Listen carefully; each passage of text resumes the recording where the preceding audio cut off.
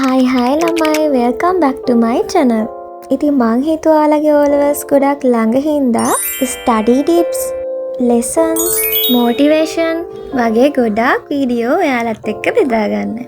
ඉතින් පළවෙනි study tip එක විදිහට මං ඔයාලට කියන්නේ බුද්ධාගම, ඉතිහාසය, සිංහල වගේ විෂයන් වලට ඔයාලා lesson එක පාඩම් කරන්න ඕන. මුලින්ම පාඩම් කරලා පළවෙනි පාර ඔයාලා ගත්ත දේවල් ඒ වගේම ඔයාලට තිබ්බ වැදගත් කරුණු විෂයකට එක පොත ගානේ අරගෙන නෝට් කරගන්න ඕනේ.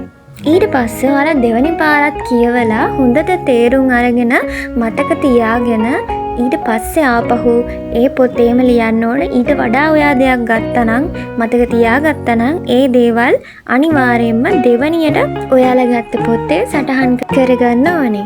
මම මේ කියපු දෙයින් වෙන්නේ ඔයාලා පළවෙනි පාර කියලා ගත්ත දැනුමට වඩා දෙයක් දෙවනි පාර කියවලා ගන්න දැනුම ඊට වඩා වැඩි කියලා ඔයාලටම තේරෙනවා. ඔයාලා මේ විදිහට අනිවාර්යයෙන්ම ලියා ගත්තොත් ඔයාලටම පේනවා ඔයාලගේ ඉම්ප්‍රූව්මන්ට් එක. එතකොට ඔයාලට මෙන්න මේක ෂෝට් නෝට් එකක් විදිහට අරන් හොඳට පාඩම් ටික කරගෙන යන්න පුළුවන්. දෙවැනි ස්ටඩි ටිප් එක විදිහට මම ඔයාලට කියන්නේ රිජිෆෝම් බෝඩ් එකක් අරගෙන ඔයාලා පාඩම් කරන ෂෝට්ස් නෝට් වල ඔයාලා කවි වගේ පාඩම් කරනවා නම් කවි ඒ වගේ වැදගත් දේවල් රිජිෆෝම් බෝඩ් එකේ අලවලා තියාගන්න පුළුවන්. ස්ටිකි නෝට්ස් වගේ පාවිච්චි කරලා ලස්සන කරලා ඔයාලට එල්ලලා ස්ටඩි ටේබල් එක ඉස්සරහින් හරි නැත්නම් ඔයාලගේ බෙඩ් එක ඉස්සරහා වෝල් එකේ හරි එල්ලලා තියාගන්න පුළුවන්.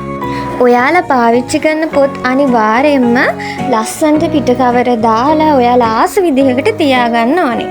ස්කූල් බුක්ස් ඇරෙන්න ඔයාලා ගෙදර ඔයාලගේ ෂෝට් නෝට්ස් හදාගන්න පාවිච්චි කරන බුක්ස් ඒ වගේම ඔයාලා ඕනම දෙයකට ගන්න බුක්ස් අනිවාර්යයෙන්ම හොඳ පිට කවර දාලා ලස්සන විදිහට එක එක නෝට්ස් ලියලා බුක් මාක්ස් දාලා ඔයාලට ලස්සන විදිහට හදාගන්න පුළුවන්. ගර්ල්ස්ලට විතරක් නෙමෙයි බොයිස්ලටත් ඔයාලගේ මනසට මේ වැඩේ ලස්සනට කරගෙන යන්න උනන්දුවෙන් කරගෙන යන්න ඒ වගේම පාඩම් හිටින දේවල් මතක තියාගන්න ඒ වගේ දේවල් වලට ගොඩාක් වැදගත් වෙනවා මේ ටිප් එක.